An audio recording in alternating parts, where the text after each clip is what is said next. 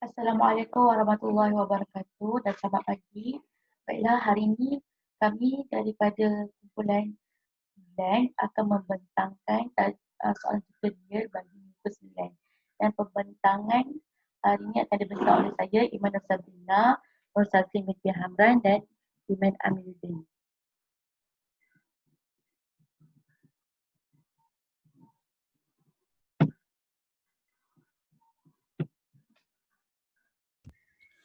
Okay, so for the first question,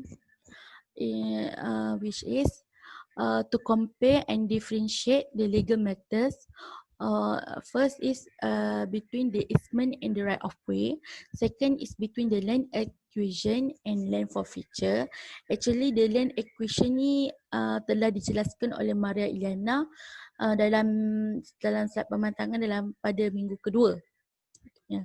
Okay, so for the third is premium fee iaitu bayaran premium, and quick rent bayaran cukai sewa, and between tenancy and tenancy couple with equity itu sewaan berganding equity. Okay, so for the first question is about the easement and right of way. So berkaitan dengan easement, boleh dilihat dalam Seksyen 282 Kanun Tanah Negara kenaan makna easement. Easement adalah merupakan apa-apa hak yang diberi oleh seorang tuan punya kepada seorang tuan punya lain dalam kapasitinya selaku demikian dan untuk kenikmatan berfaedah tanahnya. Okay, dalam erti kata lain, easement adalah merupakan mana-mana hak yang diberi oleh seorang pemilik tanah kepada pemilik tanah yang lain untuk menggunakan tanah hak miliknya dan mendapat faedah daripadanya. So daripada easement ini ada dua kategori pemilik tanah, iaitu pemilik tanah yang menanggung iaitu servient land, which is the land of the person who give the easement. Maksudnya orang yang pemilik tanah yang memberikan easement terhadap tanahnya, and the other person is dominant land, iaitu tanah yang menguasai, which is the land that get benefit from the easement, iaitu tanah yang mendapat manfaat daripada easement tersebut. Okay, contoh easement adalah seperti hak lalu lalang, hak cahaya dan hak udara. Seterusnya berkenaan dengan hak lalu lalang. Hak lalu lalang di sini adalah berkaitan dengan hak lalu lalang pentadbir tanah, di mana hak lalu lalang ini boleh dilihat dalam Seksyen 388 Kanun Tanah Negara. Okey. Hak lalu lalang ini adalah merupakan hak laluan keluar masuk dan diwujudkan ke atas tanah untuk keperhentian awam. Perhentian awam ini kita boleh lihat dalam Seksyen 387 yang mana memberikan contoh seperti sungai, pantai ataupun stesen kereta api. Perhentian awam ni maksudnya satu perhentian yang macam kegunaan orang ramai. So kenapa ada hak lalu lalang ini? Hak lalu lalang ini membolehkan tanah yang dimiliki oleh seseorang itu digunakan oleh orang lain sebagai laluan keluar masuk ke perhentian awam. Okay. Pihak kerajaan lazimnya melalui pejabat daerah membina jalan dalam kampung dan persetujuan pemilik tanah tanpa mewujudkan hak lalu lalang atau based on peruntukan undang-undang. Masalah di sini akan timbul apabila muncul generasi yang seterusnya terhadap pemilikan tanah-tanah tersebut.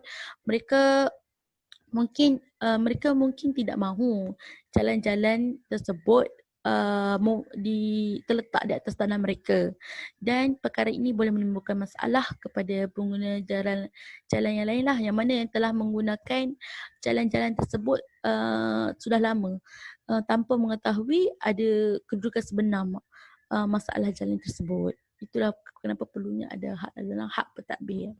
Okey, untuk perkara bertentangan dengan berkenaan dengan easement, terdapat 4 syarat untuk menjadikan suatu tanah itu untuk memberikan easement lah. So untuk syarat pertama is must have dominant and servient land. Maksudnya untuk menjadikan satu easement ni mestilah mempunyai tanah yang dominan dan tanah yang servient. Kedua adalah the easement must be benefit to the dominant. It can Section 28 for the easement can only be created with real giving, iaitu pemberian nyata. Maksudnya kat sini, pemberian easement itu mestilah memberi manfaat kepada pemilik tanah yang dominan, dan pemberian hak easement itu mestilah dalam keadaan pemberian hak yang nyata. Pemberian hak yang nyata ini telah dijelaskan di dalam seksyen 284 Kanun Tanah Negara juga. Okey, syarat yang ketiga adalah orang yang mestilah orang owner of the dominant land and civil land must be different people. Maksudnya pemilik tanah dominan dan tanah civil itu adalah merupakan orang yang berbeza. Tidak boleh satu easement ni diberikan terhadap orang yang sama. Maksudnya kita memberikan easement atas diri kita sendiri. So tidak boleh. Okay, manakala syarat keempat adalah hak ataupun easement diberi itu mestilah boleh dijadikan sebagai satu easement. Easement kat sini mestilah sesuatu yang pasti, yang mana apakah manfaat yang boleh dapat daripada pemberian easement itu. Macam tu. Seterusnya, suatu easement hanya boleh diterima oleh seorang pemilik tanah. Tetapi jikalau tanah dominan itu dimiliki oleh ramai atau dikongsi oleh ramai pihak, jadi semua pemilik tanah tersebut berhak menerima easement yang sama. Okay. Untuk hak lalu lalang pun syarat, ianya lebih kepada hak lalu lalang yang kita boleh tengok kepada seksyen seksyen 389 untuk hak lalu lalang. Okey, dalam seksyen 389 ni menjelaskan tentang ciri-ciri hak lalu lalang pentadbir tanah. Okey, iaitu ada dua lah. Iaitu private right of way, maksudnya hak lalu lalang secara persendirian ataupun swasta, yang mana ianya akan memberi manfaat kepada proprietor, iaitu pihak berkuasa negeri, tuan punya, and the occupier, maksudnya penduduk di tanah tersebut. Dan satu lagi ciri-ciri dia adalah hak lalu lalang yang diwujudkan bagi faedah orang awam, yang mana ataupun dikenali sebagai hak lalu lalang awam.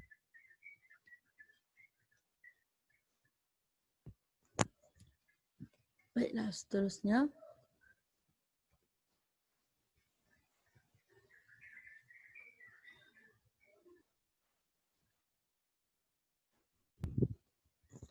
Baiklah, seterusnya berkenaan prosedur berkenaan dengan easement boleh dilihat dalam seksyen 286 Kanun Tanah Negara yang menjelaskan tentang prosedur-prosedur untuk melaksanakan easement. Dan easement ini adalah easement menunjukkan bahawa menunjukkan berkenaan dengan sistem torrent, yang mana easement ini juga tidak boleh dikuatkuasakan selagi belum didaftarkan, sebagaimana yang kita belajar dalam sistem torrent, pendaftaran adalah segala-galanya. Jadi easement ini perlu didaftarkan terlebih dahulu baru ia boleh dikuatkuasakan. Okey.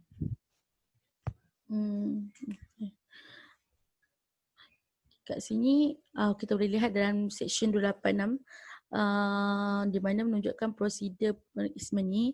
Kalau ada terdapat dua borang untuk prosedur easement, satu borang 17A. Borang 17A ni untuk meminta easement biasalah, iaitu hak macam biasa.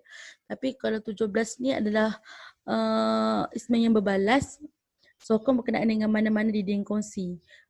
Maksudnya easement yang berbalas sokong maknanya lebih kepada bangunan, untuk mendapatkan hak easement daripada bangunan. So, mungkin kita boleh nak dapatkan hak cahaya, hak udara, lebih kurang begitu. Okey. Bagi hak lalu lalang pula, hak lalu lalang ni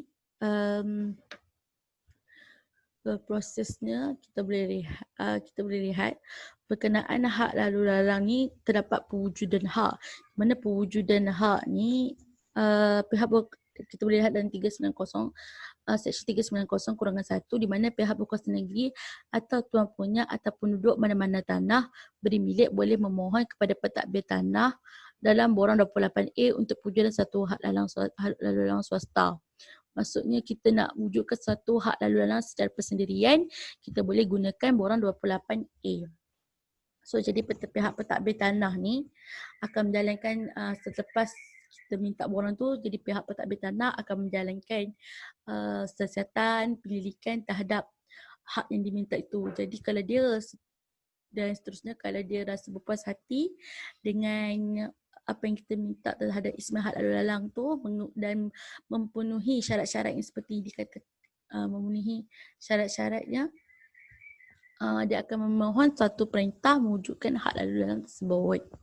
Okey, seterusnya 391 ni menunjukkan bahawa prosedur mengenai pewujudan hak lalu lalang, di mana pentadbir tanah ni perlulah mengukur dan menghantar dokumen hak milik keluarga mana-mana tanah yang bentuk oleh hak lalu lalang itu. Lepas tu dia terbagi pula dalam kes dalam apabila dihantar dokumen itu, dalam kes tanah yang dipegang di bawah hak milik pejabat tanah, ada dua, satu pejabat tanah, satu lagi pejabat pendaftaran. Ada beza di situ. Kalau pejabat tanah dia akan gunakan borang 28B lah. Kalau pejabat pendaftaran dia akan menghadapkan dokumen hak milik keluarga itu kepada pendaftar dan bersama satu salinan perintah mewujudkan hak lalu lalang itu. Kalau kes tanah ini di bawah hak milik pejabat tanah, jadi dia kena buat satu memorial mengenai hak lalu lalang dalam borang 28B. Okey, untuk ismen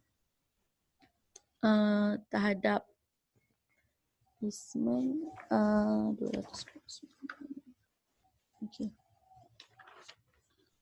Berkenaan dengan ismen, iaitu pelepasan ismen oleh tuan punya tanah yang menguasai ini, satu ismen itu boleh terbatal dengan 3 cara. Pertama, kita boleh lihat dalam seksyen 289, iaitu pelepasan ismen oleh tuan punya tanah yang menguasai, di mana tuan punya tanah ataupun the owner of the dominant land ni boleh melepaskan atau menghapuskan perjanjian itu bila-bila masa dengan menggunakan borang 17C. Okay, kaedah kedua, bagaimana penghapusan ismen ini berlaku mengikut seksyen 290. Penghapusan ismen ini 290. Okey.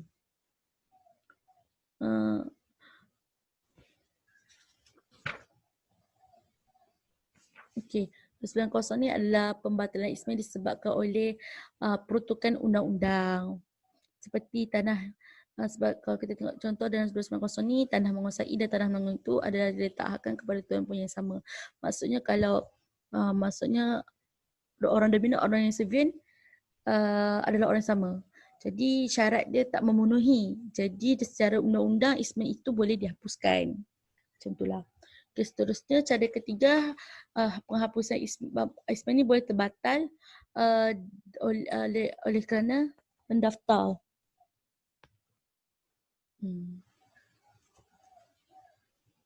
Kalau kita tengok 291A bahawa ia telah dihapuskan sebagaimana disebutkan dalam seksyen 290.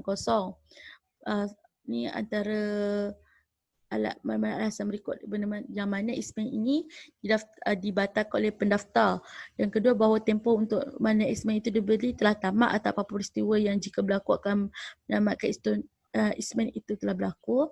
Yang ketiga, bahawa ia telah ditinggalkan oleh pemilik yang dominan, atau bahawa ia, yakni ismen itu telah usang atau menghindar penggunaan dalam nasabah tanah menanggung, dan bahawa pembatalannya tidak akan menjejaskan mana-mana orang yang berhak untuk mendapat faedah ismen itu. So, bila ada alasan berikut ni terhadap ismen itu, maka ismen itu boleh dibatalkan oleh pendaftar. Okey, seterusnya penghapusan hak lalu lalang boleh kita lihat dalam seksyen 395.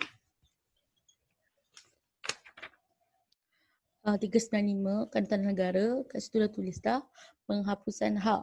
Okey, yang mana dia kata jika sekiranya pentadbir tanah berpendapat bahawa mana-mana orang gagal mematuhi syarat-syarat berhubungan dengan pelaksanaan mengenai hak lalu lalang pentadbir tanah ataupun hak ismen yang dia bagi tu tidak sesuai atau tidak ada manfaat untuk ia terus wujud, maka pentadbir tanah ni boleh mengadakan siasatan, dan apabila dia berpuas hati dengan siasatan tersebut, dia boleh perintahkan supaya hak lalu lalang terhadap tanah itu boleh dihapuskan.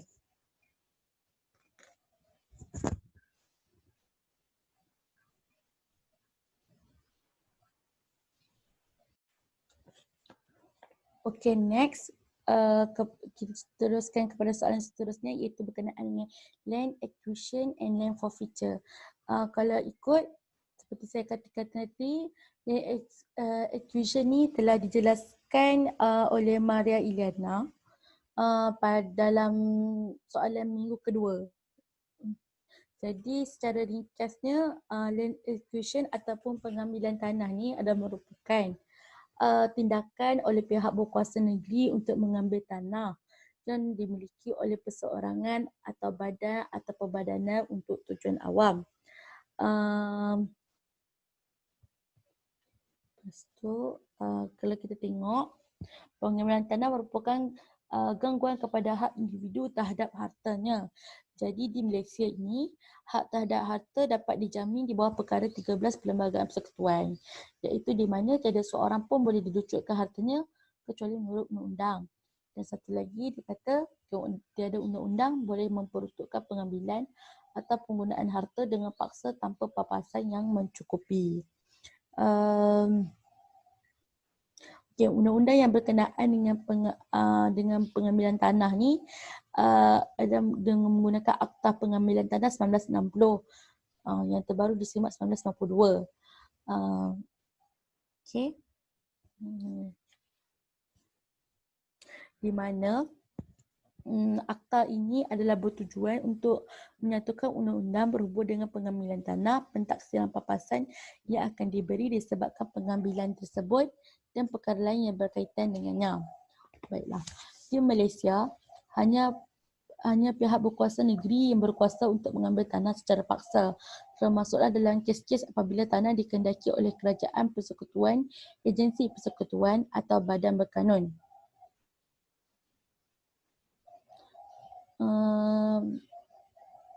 Akta Pengambilan Tanah 1960 ni mempunyai dua matlamat, iaitu pertama untuk mewujudkan satu prosedur yang seragam bagi semua negeri di Malaysia, yang kedua untuk mewujudkan satu mekanisme yang pantas bagi mengambil tanah secara paksa apabila tanah-tanah tersebut dikehendaki segera untuk tujuan pembangunan. Okey, kenapa ada pengambilan tanah ini? Apakah tujuan kepada pengambilan tanah? Okay, tujuan pengambilan tanah ini kita boleh lihat dalam Seksyen 3 Akta Pengambilan Tanah 1960 yang mana di sini menyatakan bahawa pihak berkuasa negeri boleh mengambil tanah apabila adanya tujuan awam, kedua oleh mana-mana orang atau syarikat yang melakukan kerja menurut pihak berkuasa negeri adalah untuk kepentingan awam, dan ketiga adalah bagi tujuan perlombongan ataupun tujuan kediaman ataupun pertanian atau komersial ataupun perindustrian. So kesan daripada sini, pemilik tanah dilipus hak miliknya ke atas tanah tersebut. Maksudnya apabila dia ambil tanah ni, maknanya pemilik tanah tu dah tak ada hak ke atas tanah tersebut. Dan seterusnya, forfeiture land. Okay, forfeiture land adalah merupakan kuasa pihak berkuasa negeri untuk mengambil balik tanah yang diasingkan dari pemilik didaftarkan kerana tidak membayar sewa atau yang melanggar undang-undang. Okey, kalau kita tengok rampasan tanah ni boleh kita lihat dalam Seksyen 100 dan Seksyen 127/1 Kanun Tanah Negara, yang mana kalau tidak membayar sewa terhadap tanah tersebut, jadi tanah tu boleh dirampas, dan jika ada breach of contract atau condition dalam perjanjian tanah tu, maka tanah tu boleh dirampas. Okey. Seksyen 130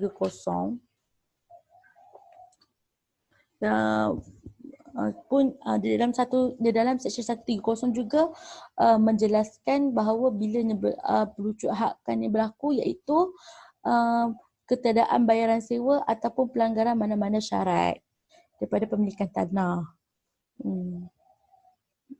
Okey. Dalam Seksyen 131 ni menjelaskan tentang kesan kepada pelucut hakkan ataupun kesan kepada rampasan itu, di mana tanah itu perlu diambil kembali dan diletakkan kepada pihak berkuasa negeri sebagai tanah kerajaan. Jadi tanah yang telah dirampas itu akan kembali kepada pihak berkuasa negeri dan ditandakan sebagai tanah kerajaan. Dan boleh dilihat dalam Seksyen 131 lah.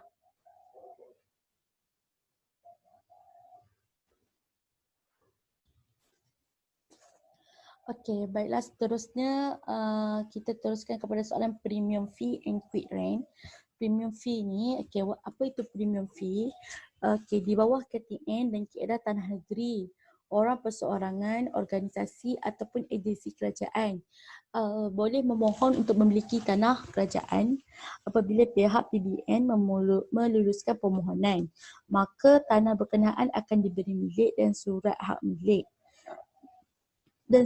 milik akan dikeluarkan kepada pemohon.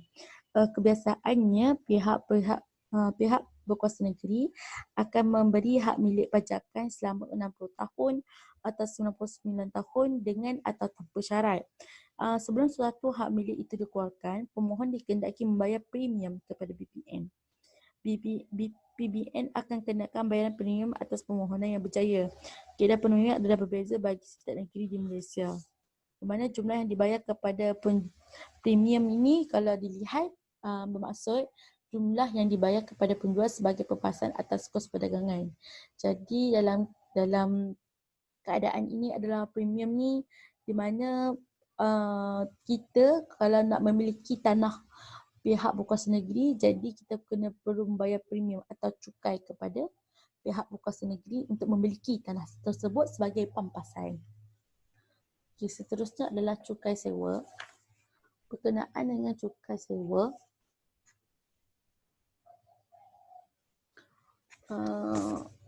cukai sewa boleh dilihat di dalam Seksyen 230 Kanun Tanah Negara yang menyatakan berkenaan perjanjian-perjanjian yang disirat dalam semua pajakan dan pajakan kecil. Okay.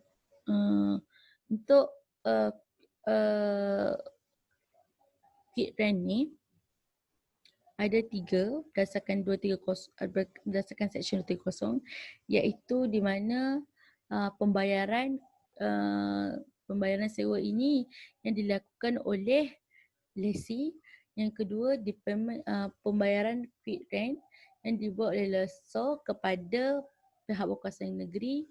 Dan ketiga, dalam tiap-tiap pajakan kecil yang diberi sedemikian, maka hendaklah disirat pada pihak pemberi pajakan kecil satu perjanjian, iaitu pembayaran quit rent yang dibuat oleh sublessor, manakala pembayaran B adalah reimbursement of equipment made by sublessee. Maksudnya pemegang pajakan kecil itu boleh menolak jumlah yang dibayar sedemikian terhadap sewa yang dikenakan olehnya di bawah pajakan kecil.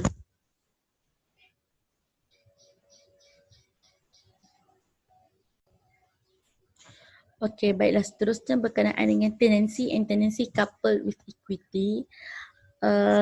Tenancy ataupun sewa, kalau kita tengok kat sini, pajakan atas sewaan ni sebenarnya telah dijelaskan oleh kumpulan Ikhwan kalau tak silap dalam slide pembentangannya.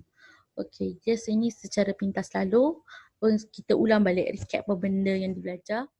Okey, kalau kita tengok berkenaan dengan sewaan ni boleh dilihat dalam Seksyen 5 Seksyen 5 tafsiran Kanun Tanah Negara, iaitu kat sini maksud sewa termasuklah apa-apa jumlah wang tahunan yang akan dibayar kepada pihak berkuasa negeri sebagai sewa, apa-apa pembayaran tahunan lain yang akan dibayar kepada pihak berkuasa negeri yang mengikut mana-mana undang-undang bertulis hendaklah dipungut seolah-olah ia adalah sewa atau hasil bulanan. adalah sewa atau hasil tanah, dan apa-apa fee yang akan dibayar oleh pihak berkuasa negeri berkenaan dengan tunggakan sewa menurut kuasa kaedah-kaedah di bawah Seksyen 14. Okey. Pajakan ataupun sewaannya adalah merupakan satu pindah hak di mana seorang pemajak, esok ataupun seorang menyewa memindah seorang pemajak memendahkan kepentingan tanah atau cerita ke seseorang yang lain sebagai balasan atas sewa untuk jangka masa tertentu dan kurang dari pegangan bebas. Okey, apakah yang boleh dijadikan sewa? Contohnya hartanah. Hartanah seperti tanah, bangunan atau rumah boleh dijadikan sewa. Seterusnya chattel, contohnya mesin-mesin yang berat seperti mesin padi, traktor. Dan Seksyen 223 menyatakan berkenaan dengan kuasa tuan punya atau pemegang pajakan memberi tenansi yang mana sewaan ini untuk memberi sewaan tidak atau pajakan yang mana tidak boleh melebihi 3 tahun. Dan jika kalau nak sambung Seksyen 223. Okey.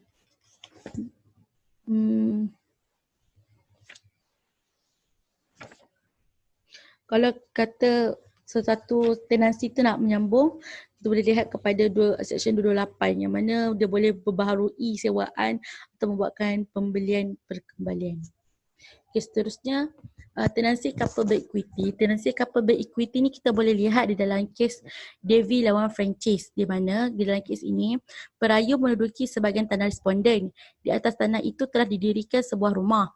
Rumah itu telah dibeli oleh perayu daripada ibu responden mengikut perjanjian bertulis. Setelah ibu responden meninggal, responden memberikan notis kepada perayu memintanya keluar daripada tanah itu, tetapi perayu enggan. Perayu mempertahankan haknya mengikut perjanjian yang telah dibuat bersama ibu responden. Mengikut perjanjian, ibu responden menjual rumah dengan harga 1,400 dan perayu perlu membayar sewa sebanyak RM4 sahaja sebulan. Dalam fasa 4 perjanjian, jika pemilik ingin menjual tanah tersebut, bahagian tanah di mana rumah itu didirikan hendaklah dijual kepada pembeli jika pembeli berhajat demikian. Perjanjian ini mengikut waris, wasi, pentadbir dan wakil sah kedua-dua pihak. P telah membesarkan rumah setelah penjualan itu dan ibu responden juga tahu kedudukan penjualan dan penyewaan rumah tersebut. Hakim Chamintat iaitu hakim yang sebelum pada merayuan ini memutuskan apa yang dibeli oleh perayu adalah rumah, penyewaan tanah dan pengharapan hak iaitu expectation of right yang jelas untuk membeli tanah berkenaan. Berasaskan kontrak perjanjian ini ada satu syarat tersirat di mana responden sebagai waris tidak akan menamatkan penyewaan tersebut melainkan sebahagian tanah tersebut ditawarkan kepada perayu dan perayu menolak. Telah wujud lesen yang tidak boleh dibatalkan iaitu irreversible lesen yang berasaskan kepada prinsip equity. Dengan equity inilah yang menghalang responden untuk menamatkan penyewaan dengan 1 bulan notis. Di peringkat rayuan, hakim memutuskan tanpa tawaran menjual tanah itu pada perayu. Notis yang diberikan oleh responden tidak berkesan di sisi undang-undang atau di sisi equity untuk menamatkan penyewaan.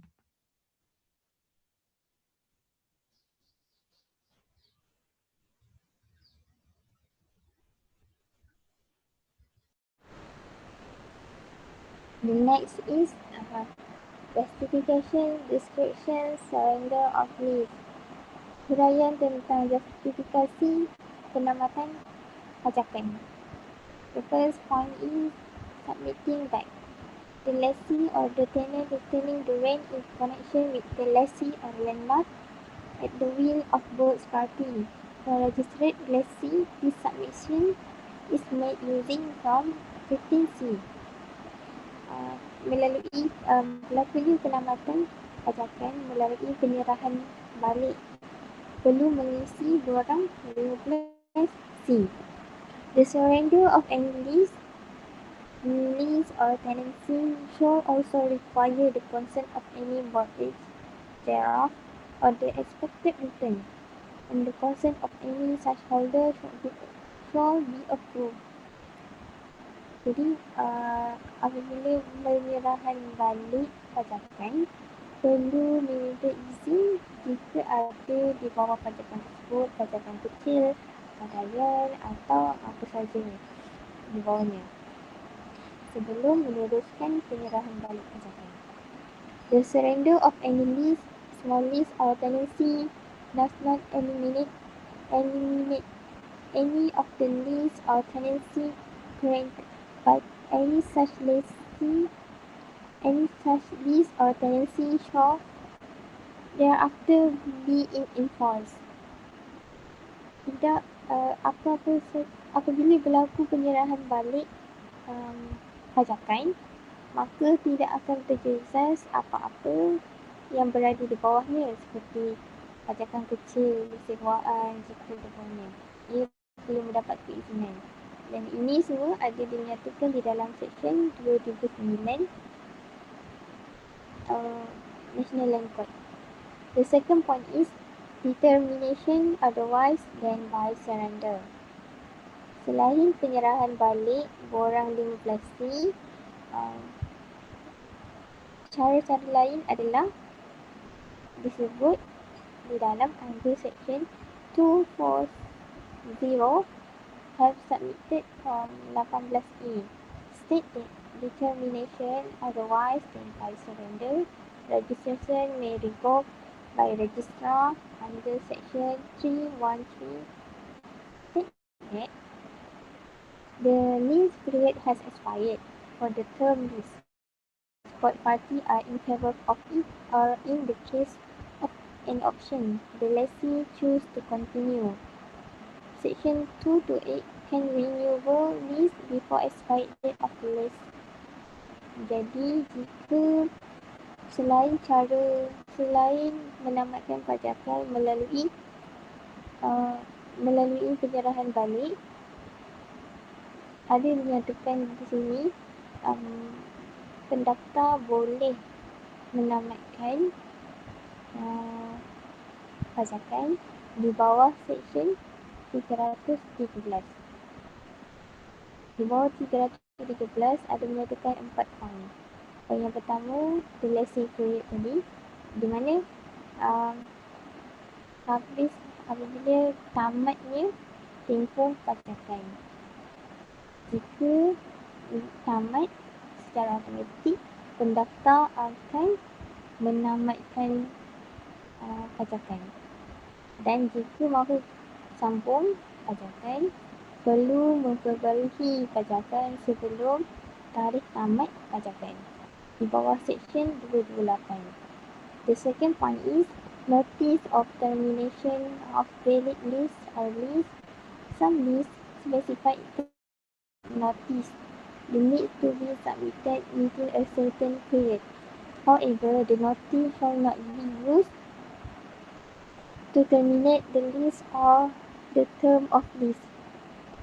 Notis untuk penamatan lease. Jadi, sistem pajakan dia menetapkan penamatan dengan notis yang perlu dikemukakan dalam tempoh tertentu. Walau itu melalui notis, dia pemberitahuan notis. Walau bagaimanapun, notis tidak boleh digunakan untuk menamatkan pajakan atau sewa bertempoh. Maka dia notis itu perlu melalui pendaftar. Pendaftar jugalah yang menamatkan. Notis itu cuma pemberitahuan. The third is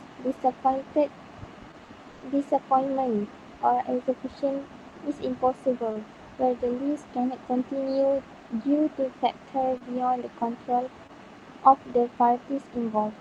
For example, leased land is taken by government under the Land Acquisition Act, di mana berlakunya kekecewaan atau pelaksanaan menjadi mustahil. Mustahil apabila penyewaan tidak boleh diteruskan disebabkan oleh faktor-faktor luar. Contoh, ia seperti tanah yang dipajak diambil oleh kerajaan di bawah Akta Pengambilan Tanah.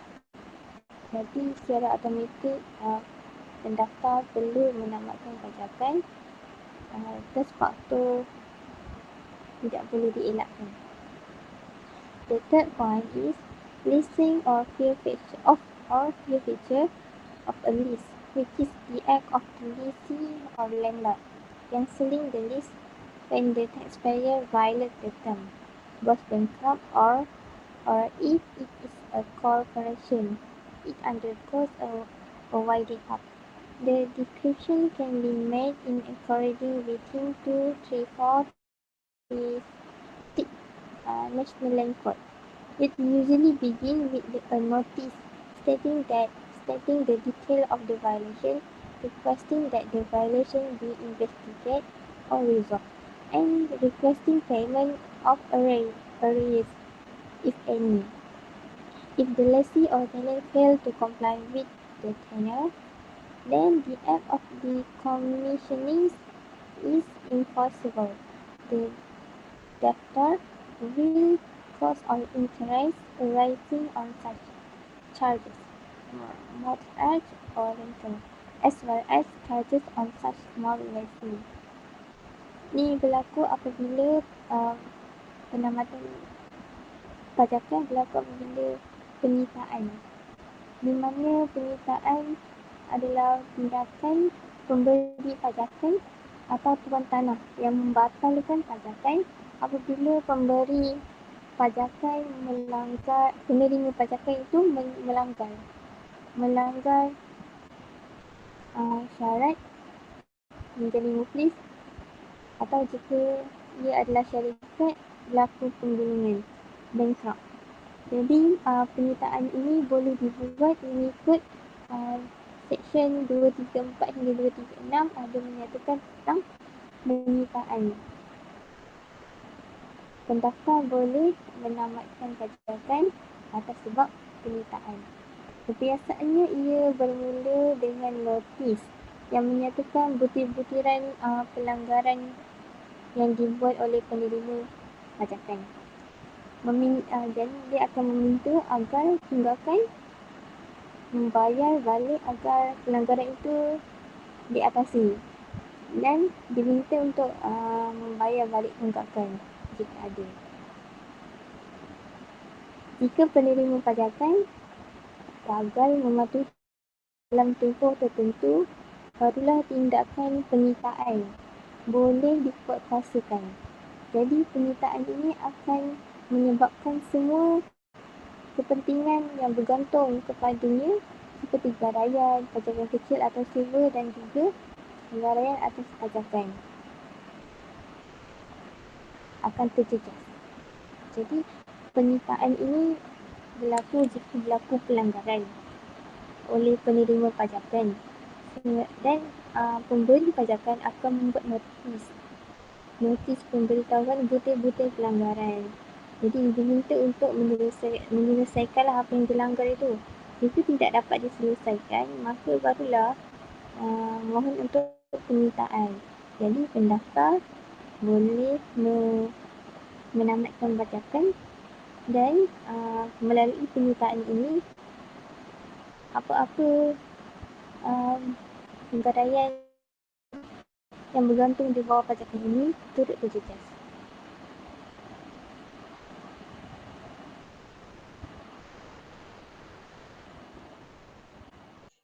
Number three is huraian justifikasi penamatan suatu cagaran atau gadaian. Okay, before we go deeply into charge, may I differentiate between charge and mortgage? We have commonly heard the words mortgage and charge. Both words have been widely used interchangeably, and this has been blurred the distinction between them. However, there is a significant difference on where the title rests. For charge, the ownership of the property remains with the purchaser or charger. The chargee has the right to register the charge on the title of the property. Once the loan, including all the interest, has been completely paid off, the charge should be removed by the financial provider. So in Malaysia, we adopt the practice of charge. Okay, for the mortgage, transfers the title of the asset to the lender as security for the loan. Such transfer is subject to an agreement between the lender and the borrower. The agreement shall state that the lender will transfer the ownership back to the borrower once the loan is paid off. Okay. So this is charge. This is a section of charge in the National Land Code. In section 241, talk about powers of charging. In section 242, talk about forms of charge. And section 243 is about effect of charge. And until 256. Okay, so we will highlight about 248 until 215, which is section 248 is about application of, 249 is about agreements by charger implied in all charge. Section 249 to section 250, agreements by charger implied in absence of contrary intention. And section 251, implied agreement by charger as to consent to lease. If charger or charger